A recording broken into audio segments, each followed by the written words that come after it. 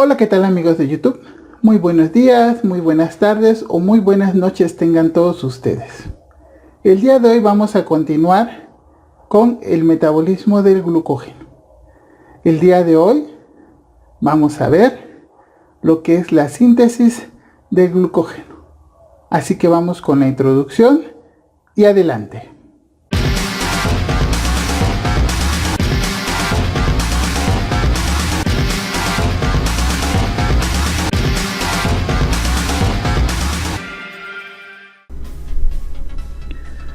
Muy bien, vamos a continuar con el metabolismo del glucógeno. El día de hoy vamos a ver la síntesis de la molécula de glucógeno o un fenómeno que se conoce como glucogénesis.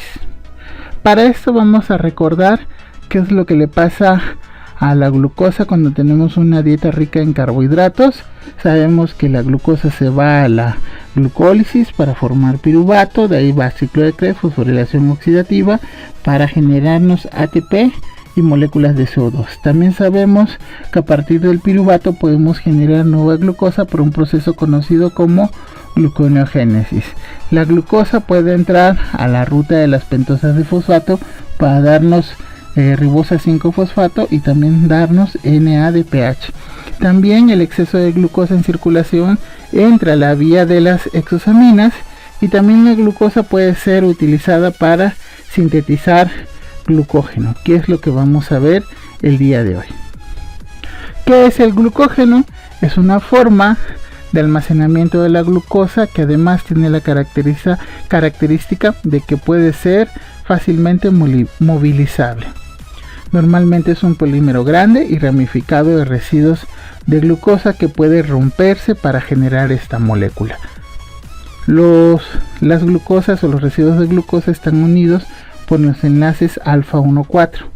Las ramificaciones, que normalmente suceden aproximadamente cada 10 residuos de glucosa, se forman por enlaces glicosídicos alfa 1,6.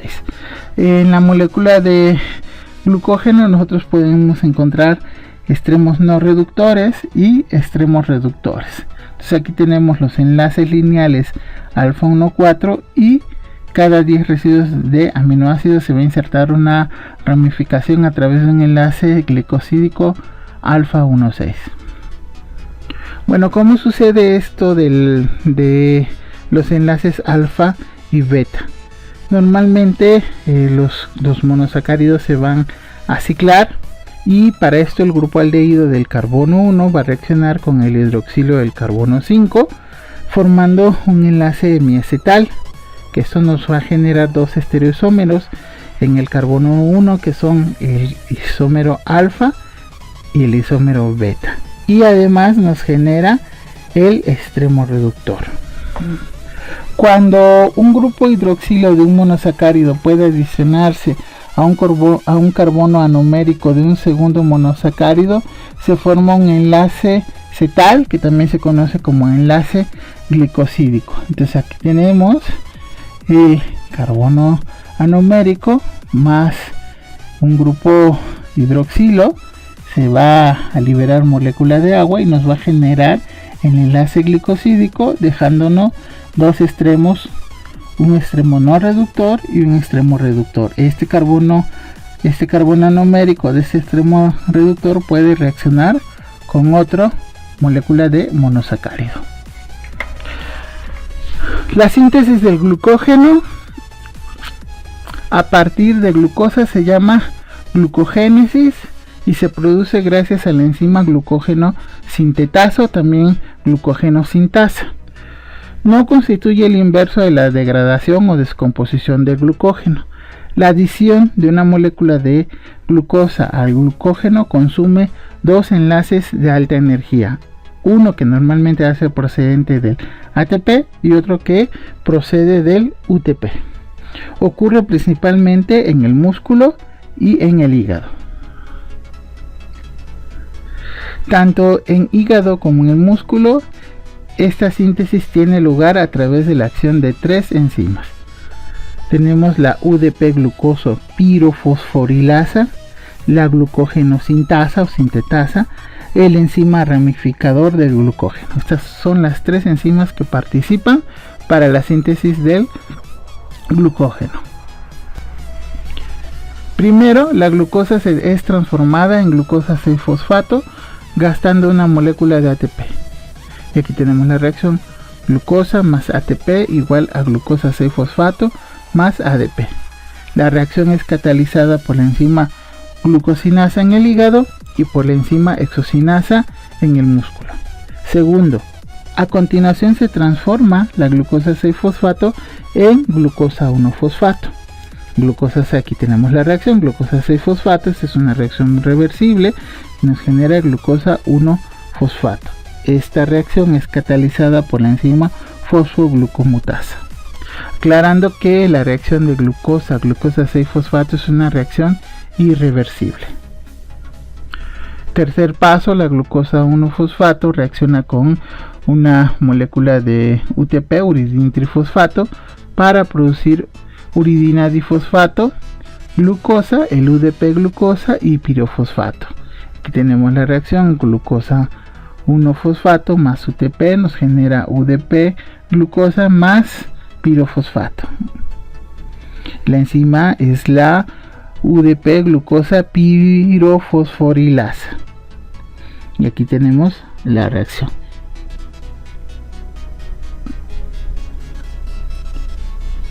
Acá tenemos un poquito la reacción catalizada por la pirofosforilasa.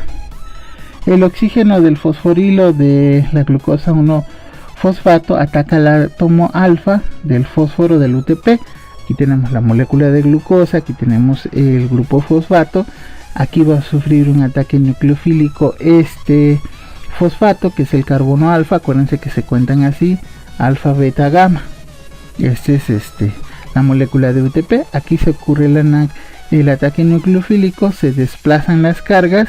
Por esa razón se libera pirofosfato inorgánico, el cual va a ser hidrolizado por acción de una pirofosfatasa, y esto nos va a dar la energía necesaria para que esta molécula de glucosa se pueda unir al UTP. Se forma la UDP glucosa. ¿De acuerdo? Entonces lo que necesitamos es el ataque nucleofílico, que se liberen estos dos fosfatos, que se hidrolicen para darnos energía para que esta molécula de glucosa se pueda unir a esta molécula de UTP, y así es como se genera la molécula de UDP glucosa. Ventajas del uso de los nucleótidos azúcar en las rutas biosintéticas.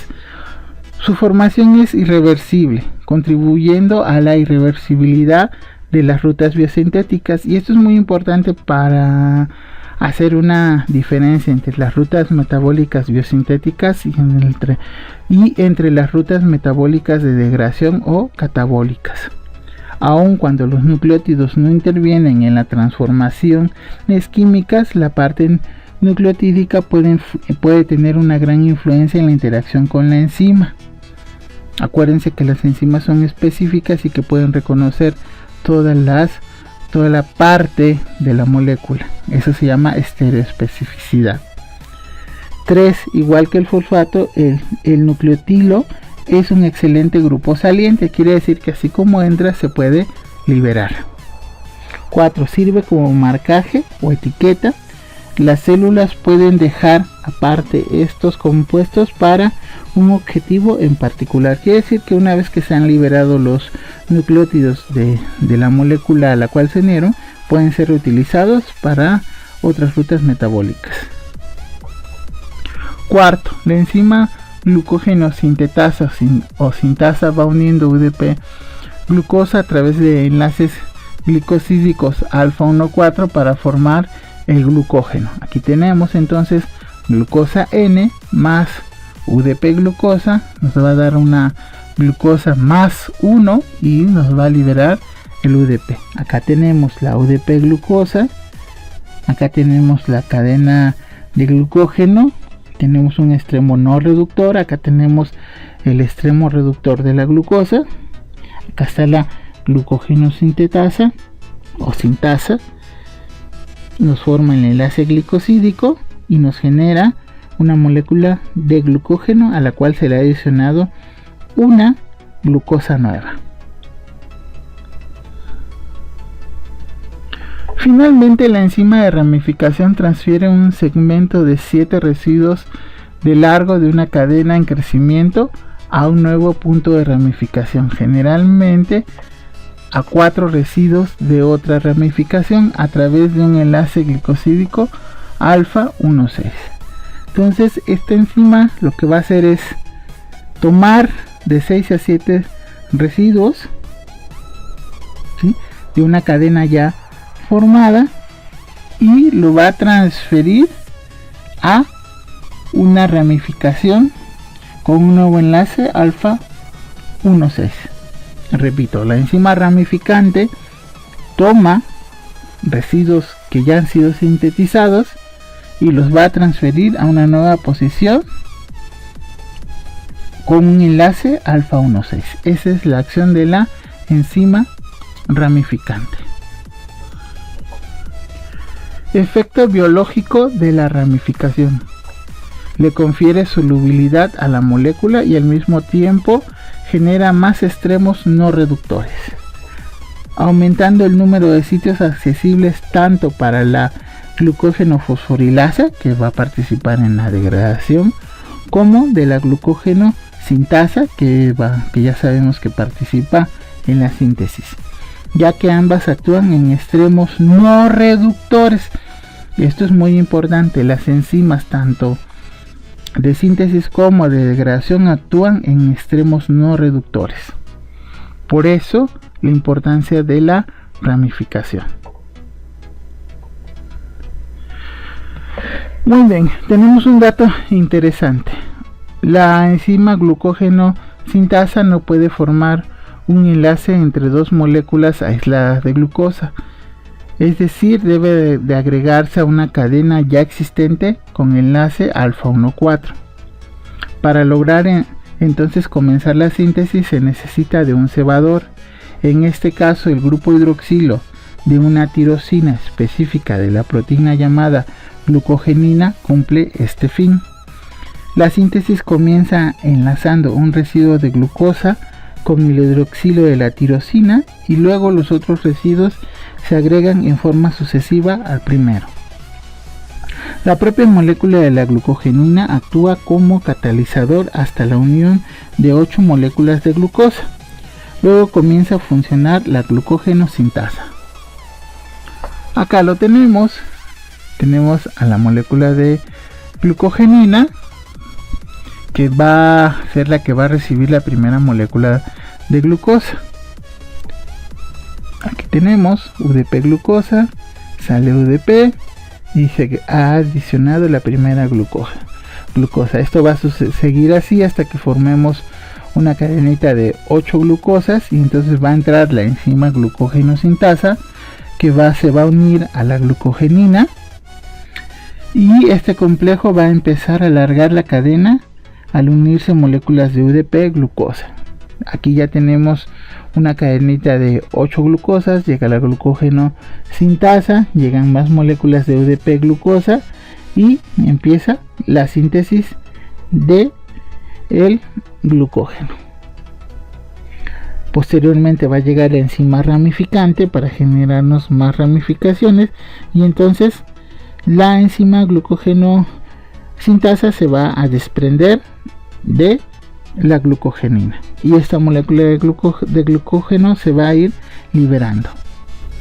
Actualmente sabemos que la glucogenina puede autoglicosilarse, es decir, que ella misma va a generar una pequeña cadena corta de glucosa antes de que llegue la glucógeno sintasa.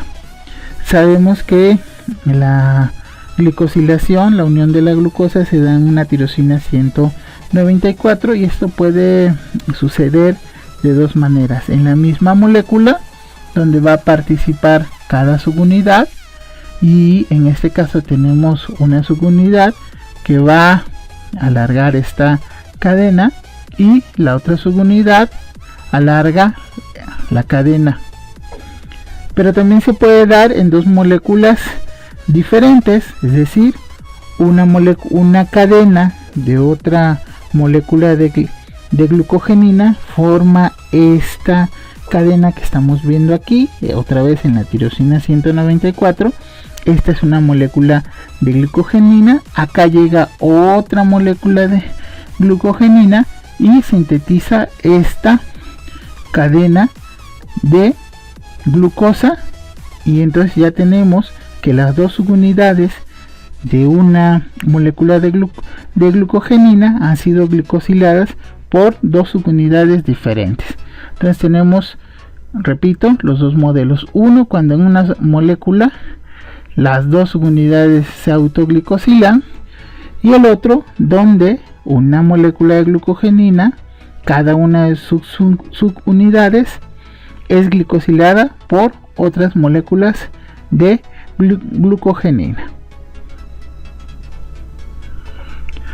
¿Cómo se lleva el control del metabolismo del glucógeno? Debido a la importancia de mantener los niveles de glucosa sanguínea, la síntesis y degradación del glucógeno están muy reguladas.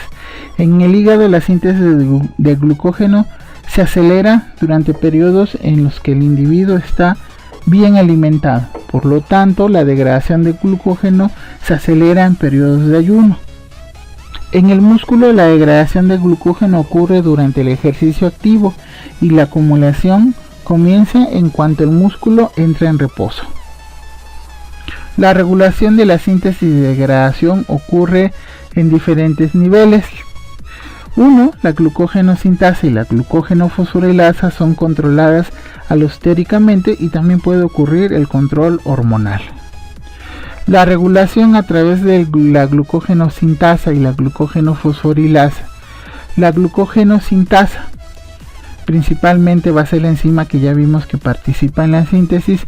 Va a tener dos formas: glucógeno sintasa A, o que también se conoce como glucógeno sintetasa I, que va a ser independiente de la presencia de glucosa 6-fosfato para su acción, que no está fosforilada y es activa. También tenemos la glucógeno sintasa B, o que también se conoce como glucógeno sintetasa D, que viene de dependiente de la presencia de glucosa 6-fosfato para su acción, que está fosforilada y es menos activa. En el caso de la glucógeno fosforilasa, que normalmente la vamos a encontrar en la degradación, también tiene dos formas: la glucógeno fosforilasa B, menos activa, que no está fosforilada, y la glucógeno fosforilasa A, activa, que normalmente está fosforilada. Aquí tenemos representado las dos enzimas, la glucógeno sintasa, la glucógeno fosforilasa, y el efecto de cuando están desfosforiladas. Cuando las enzimas están desfosforiladas, la glucógeno fosforilasa se encuentra en su forma B y es menos activa. En el caso de la glucógeno sintasa, se encuentra en su forma A y es activa. Cuando las enzimas son fosforiladas por acción de una sinasa, entonces la glucógeno sintasa pasa a su forma B y es menos activa, mientras que la glucógeno fosforilasa pasa a su forma A y se vuelve activa. Obviamente estas enzimas, tanto la glucógeno sintasa como la glucógeno fosforilasa, también son acción de una fosfatasa. Y aquí tenemos cómo los mecanismos de fosforilación regulan la actividad de las enzimas en rutas que son opuestas. Acuérdense que la degradación del glucógeno va a ocurrir en condiciones metabólicas específicas, y la síntesis ocurre en otro tipo de condiciones metabólicas. Ese es el efecto de la desfosforilación y de la fosforilación. La regulación de la síntesis de glucógeno y la degradación en estado de buena alimentación. En el estado de buena alimentación, la glucógeno sintasa es activada alostéricamente por la glucosa 6-fosfato cuando está presente en concentraciones elevadas. Por el contrario, la glucógeno fosforilasa es inhibida alostéricamente por la glucosa 6-fosfato, así como por el ATP. En el hígado, la glucosa también sirve como un inhibidor alostérico de la glucógeno fosforilasa. Activación de la degradación del glucógeno en el músculo por calcio y AMP. Tenemos el efecto del calcio. Durante la contracción muscular existe una urgencia por la molécula de ATP. Esta energía es aportada por la glucosa almacenada en el glucógeno. Los impulsos nerviosos causan despolarización de la membrana, lo cual a su vez promueve la liberación de calcio desde el retículo sarcoplásmico. El calcio se une a una subunidad de la fosforilasa sinasa, la calmodulina, que normalmente la activa sin la necesidad de su fosforilación, acción catalizada por la proteína sinasa. Cuando el músculo se relaja, el calcio retorna al retículo sarcoplásmico y la fosforilasa sinasa se torna inactiva. Esta enzima, la fosforilasa sinasa, tiene su máxima actividad cuando está fosforilada y cuando tiene calcio unido. Efecto del AMP. La glucógeno fosforilasa tipo B muscular es activa en presencia de elevados niveles de AMP, lo que ocurre en el músculo en condiciones de anoxia extrema y alto consumo de ATP. El ATP se une a la forma inactiva de la glucógeno fosforilasa B, causando su inactivación sin fosforilación. Y eso normalmente ocurre en condiciones de ejercicios extremos, es decir, en corredores de medio y de medio fondo, y sobre todo en maratonistas, etc. Vamos a ver ahora el control hormonal. Las hormonas adrenalina y glucago activan las proteínas sinasas que fosforilan ambas enzimas, provocando activación de la glucógeno fosforilasa, estimulando la degradación del glucógeno, mientras que la glucógeno sintasa disminuye su actividad, lo que inhibe la síntesis del glucógeno.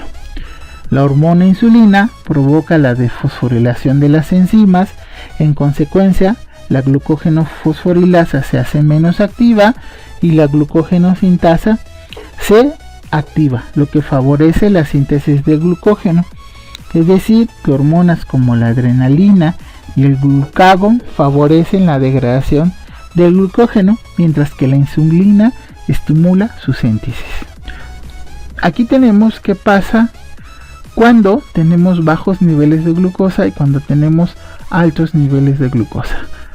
Cuando tenemos bajos niveles de glucosa, se van a estimular las células alfas del páncreas y van a secretar glucagón, que va a tener como órgano diana el hígado, que se va a encargar de degradar el glucógeno almacenado para liberar glucosa a la sangre.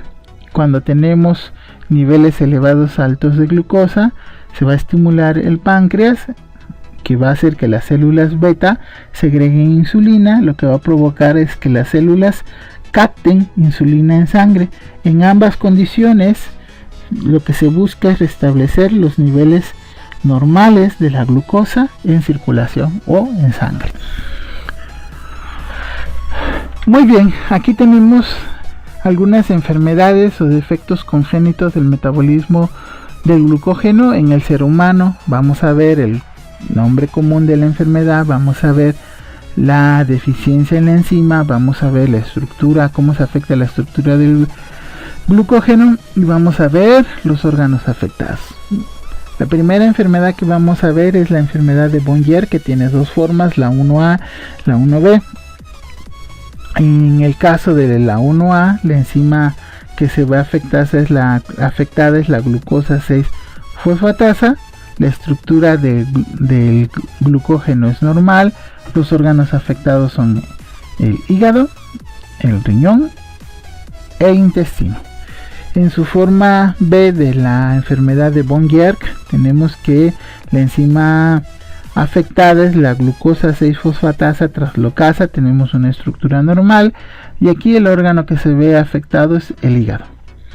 Tenemos la enfermedad de POMS, donde la enzima afectada es la alfa 1,4 glucosidasa. La estructura del glucógeno es normal y Esta enfermedad va a afectar de manera generalizada a todos los órganos que metabolizan el glucógeno. Tenemos la enfermedad de Cori, que donde la enzima que va a estar deficiente es la enzima desramificante. Vamos a tener cadenas cortas y los órganos afectados es el hígado, el corazón y el músculo. Tenemos la enfermedad de Andersen, cuya enzima afectada va a ser la enzima ramificante, y vamos a tener una cantidad anormal de cadenas no ramificadas, y aquí vamos a tener afectados principalmente el hígado y todos los demás órganos que metabolizan el glucógeno. Acá tenemos la enfermedad de McArdle-Smith-Pearson. Aquí la enzima afectada es la glucógeno fosforilasa del músculo. La estructura es normal y tenemos problemas en el músculo esquelético.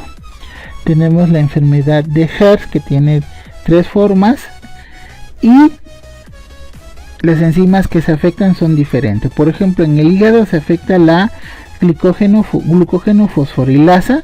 La estructura es normal y se van a afectar órganos como el hígado, y también vamos a afectar a los leucocitos.